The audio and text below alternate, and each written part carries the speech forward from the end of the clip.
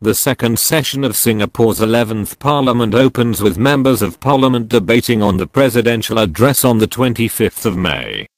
In the debate, one of the MP, Sam Tan, from Tanjong Pagar GRC, spoke against the elderly seeking his help and berated needy Singaporeans for being too mollycoddled by the government. In his speech, he launches an attack on Singaporeans, saying that they are too mollycoddled by the government.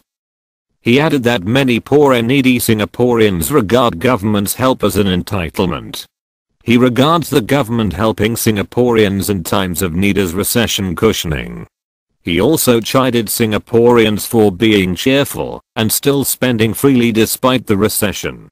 His remarks did not sit well with many Singaporeans. Some call his remarks callous and insensitive, while others slammed his lack of empathy and questioned his purpose of becoming an MP. Online discussions were equally negative, with most disagreeing with him. One blogger wrote, "This is all very interesting, especially when Sam Tan has a safe job in the CDAC, which is recession-proof, and a part-time MP job that pays $217,000. Sam Tan is not mollycoddled. Ordinary Singaporeans who lose their low-paying jobs easily and have no choice but to seek help are the ones who are mollycoddled." Another blogger wrote, "Many PAP MPs are indeed too mollycoddled. They hide under the coattails of heavyweight ministers in general elections, enjoy walkover in GRCs, get all the support from well-funded residents committees, get all the coverage from the mainstream media, take credits for helping the needy with taxpayers' money, etc." In a discussion forums, one of the message posted says, "Sam Tan needs to wake up from this deep slumber that he is in. Wealth and good life that he has been living has blinded him. He talks like a superior being and has the typical attitude of an elite, arrogant and ignorant." Another poster wrote in Reach, "Sam Tan cannot make sweeping observations that citizens are mollycoddled just because he is seeing more seeking financial assistance. Hasn't he heard that there is a recession? Did he think it is possible that those who went to see him did so because they have exhausted all avenues? Is it possible that their kin are all in the same financial bind?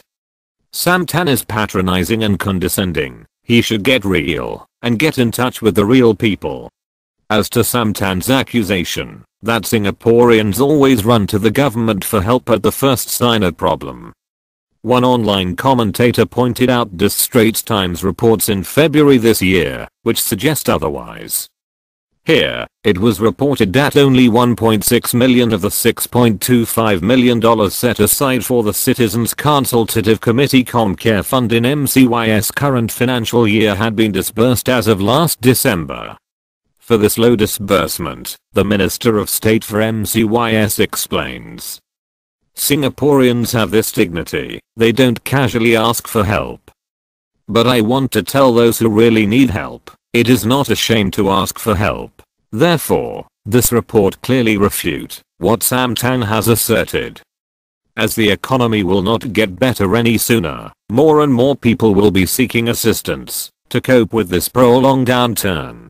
However, they are faced increasingly with MPs who lack empathy to their plight and problems. Some were even rude and dismissive when approached by residents for help. This has led to attacks against 3 MPs this year. MP Seng Han Tong was torched in January this year.